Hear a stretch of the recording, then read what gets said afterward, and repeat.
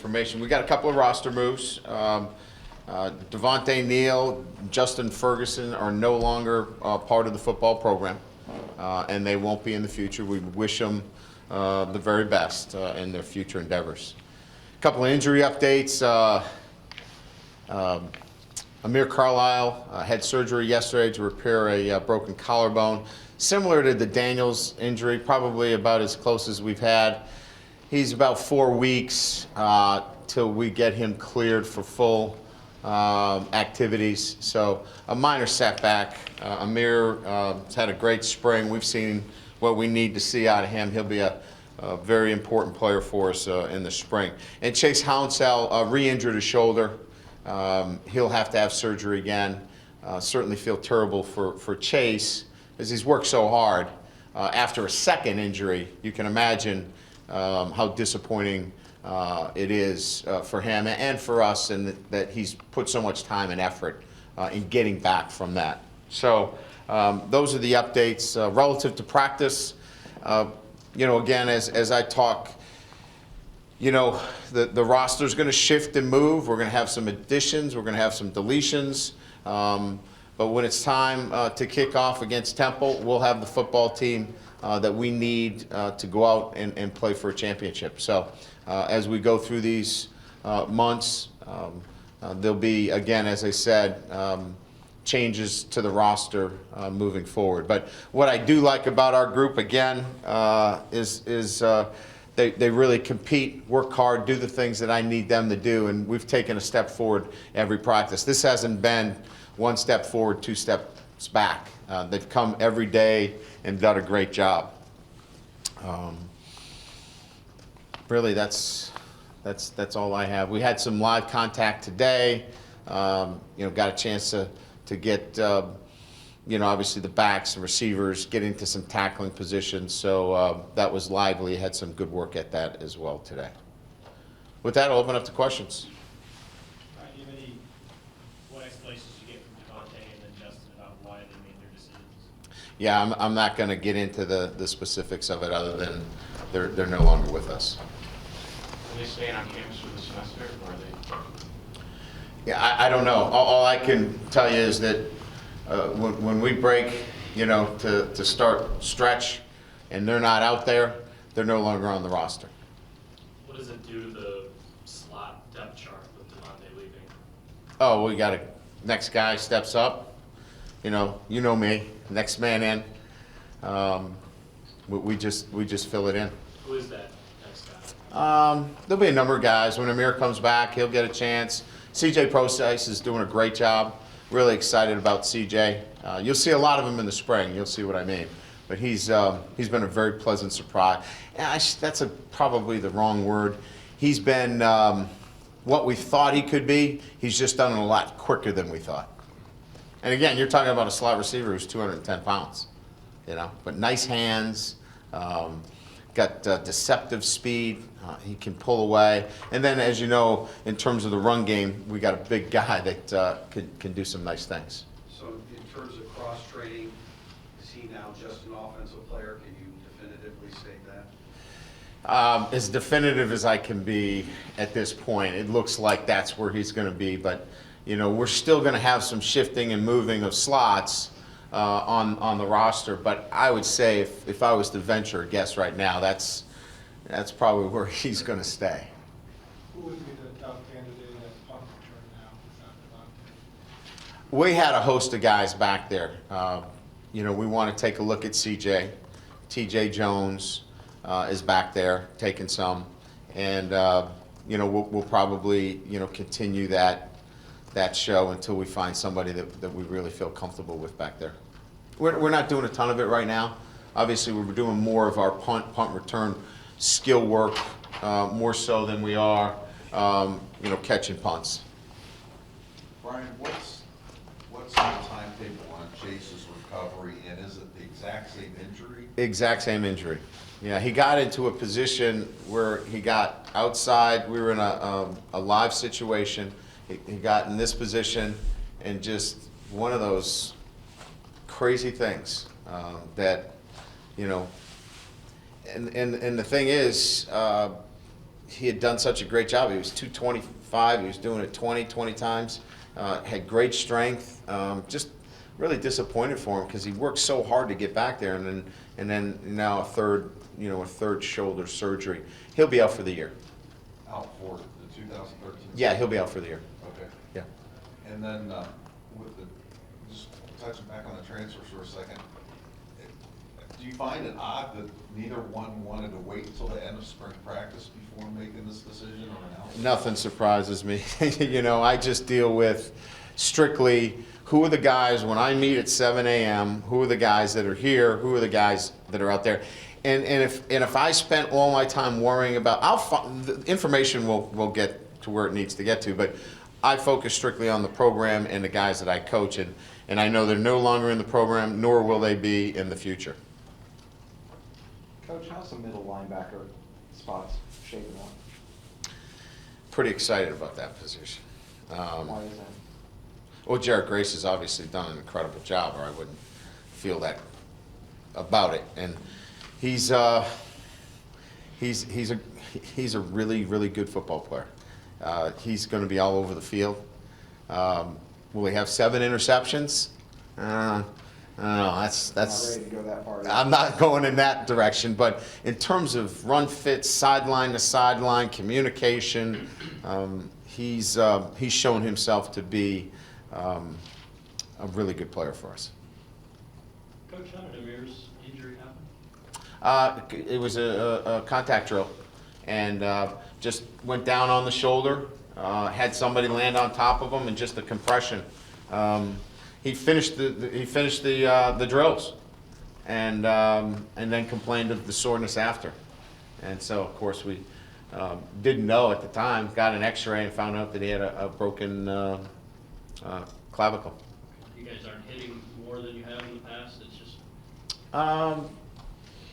Well, we're hitting more in the spring than we would during the fall. Yes, yeah, absolutely. Which is pretty typical. You only can do certain percentages of your practice that are contact, and we're probably a little bit below the average when it comes to that. It's just one of those drills that, somebody landed on him, and very similar to Daniels in the sense that he compressed it, landed on it, and that's what happened. Does a couple guys leaving, does that maybe take a little bit of the buzz of all the momentum you guys have, or? Oh, no, there'll be more. There'll be more guys leaving, there'll be more guys coming. This is a process that every year that you go through, you're gonna have some additions, you're gonna have some deletions. But we didn't miss a step. Our guys will go out and compete. They know, they've been through it, and they're prepared for the next man in, and they didn't blink, nor do I or the staff. That 2012 class was sort of small to begin with, 17 bodies, kind of 13. Yeah. How do you kind of weather that moving forward within the numbers of it, depth?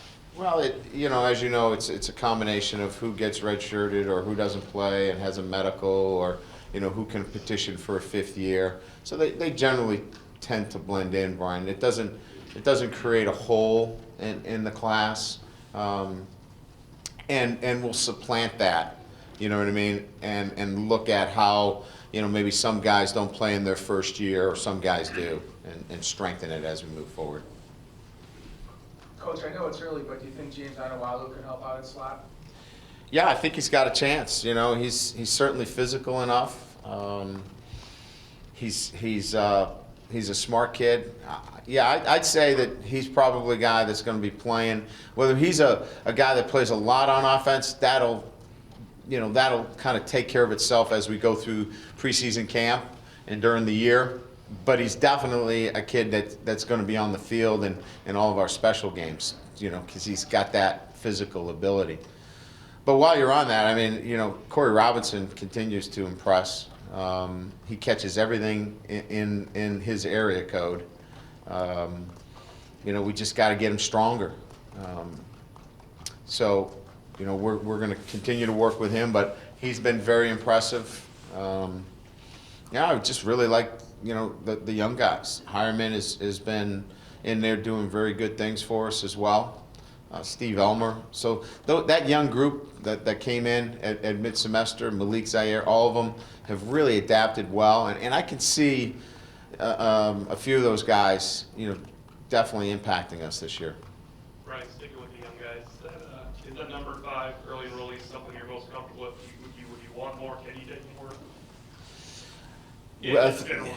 Yeah, I don't think that they've been, I've had an internal memo that's capped me, but it still has to be a kid that fits and has the ability to graduate early. You know, a lot of those things have to come together. Having said that, as a rule, I would like to continue the mid-year enrollees because it's our way of getting that more mature player. You know, if we continue to show that these guys can do the work and that are, you know, going to be successful, I think we've had a good campaign of that. And, you know, I think it's going to be one, as long as we present good, solid candidates to the university, I think we're going to continue to have success down that line. Maybe besides quarterbacks, since you have brought in several early enrollee quarterbacks or they've been coming to the school that way, any other positions that really helps either all across the board, just development of an extra semester of football? I think across the board, because not only do they get the football, they get Longo. You know, they get the weight room, they get all of that training, which is, you know, really probably the separator for those guys. Is like for Corey Robinson, for us to see what Corey can do right now, you know, changes everything in our own minds. Now we're like, all right, you know, he's got to move in with Coach Longo. You know what I mean? So I think that all helps us by getting a glimpse of him and knowing what we need to do physically to get him there too. The right guard position, is it kind of establishing, or is it still open for question? The center, did you give any consideration at all maybe of Chris Watt potentially moving there, or was that too much to break up that roster? I think there was a night we were playing cards that we talked about Chris Watt. You know what I mean? It wasn't a centered, you know, staff conversation about Watt. Our eye was toward Martin, you know, and he's proven that in the times that we've had him in there. Now look, it's easier for us to evaluate the center position because Lewis Nix lines up over it. You know what I mean? That's a great thing for us to be able to see in the spring because we think he's the best nose guard in America. So if you can handle that kind of competition, then that's a pretty good evaluator of what you can do. And we feel good about Nick. And Haggerty's done a very nice job for us in there as well. So we like those two. So just to get to your question, that keeps us in a consistent guard rotation, but it hasn't totally answered whether it's Lombard in at guard or whether it's Hanratty at guard or whether, you know, there's another guy that can step in there and do the job as well. Ryan, what did you think about Manti's performance yesterday in the pro day? And do you think too much was made out of his 40 back when it was at the combine? I know this, that all of those, you know, go into the evaluation process, but I've always felt, and this just goes back to when I was in Division II, we could bring our recruits up and test them. We could run them in the 40. We could have a combine. That's why I was such a genius, right? I had that ability to do that. But I will say this. I've always used this rule. You can't test out of a scholarship. And that meant when we brought the kids up that we liked, that we saw on film, that felt could help us, unless it was just a disaster, he was still going to get a scholarship. So as it relates to Manti, I've always felt when all was said and done, and they ran 11 guys out there on the first play from scrimmage, he was going to be one of the 11. Because he's got leadership ability, he's got skill, and he's got character. And those three things, I think, always trump whether, you know, you run 4.7 or 4.8. I'm happy he did because it seems like the sentiment has turned now, and you know, everybody that follows that thinks now all of a sudden that's changed his stock. I was never concerned about where he would fall because he's got the real football ingredients that you need, in my estimation. So does Jarrett Grace kind of sort of Manti locked up that replacement position, or does Carlo get a look there too, or do you like that Fox Calabrese balance? I like that Fox Calabrese balance. Yeah. Now, you know, Kendall You know, Kendall Moore is an interesting guy that kind of gets lost in the shuffle. You know, Kendall has really high-end athletic ability, high-end. He runs, he hits. We just got to get him to run and hit the right people on a consistent basis. He's got great energy, great enthusiasm. So in an ideal world, it's Grace and it's Kendall at Mike, and it's Fox and it's Calabrese. And but we want to leave our options open if we have to slide, because if Grace has to come off the field because he's banged up, we want to be able to slide Calabrese maybe over there. And so he has taken some Mike reps as well. Brian, does Chase's injury push up the, I guess, is Jones the next man in there as far as you building depth at that position? And then is Vanderdoos an inside or outside guy when he comes in? I think he's got flexibility. You know, Ishak Williams is playing some defensive end for us, to answer your question. Ishak's going to cross-train at the cat in the end position. He wants to. Look, we can get him 15 to 20 more reps, and he's all for that. So he'll still get his cat work, and he'll play some defensive end as well. And I was really impressed with him. We put him in there on Saturday for the first time without any coaching, and did some really nice things for us. Had another very good day today, and I promised him a visor if he continues to do that.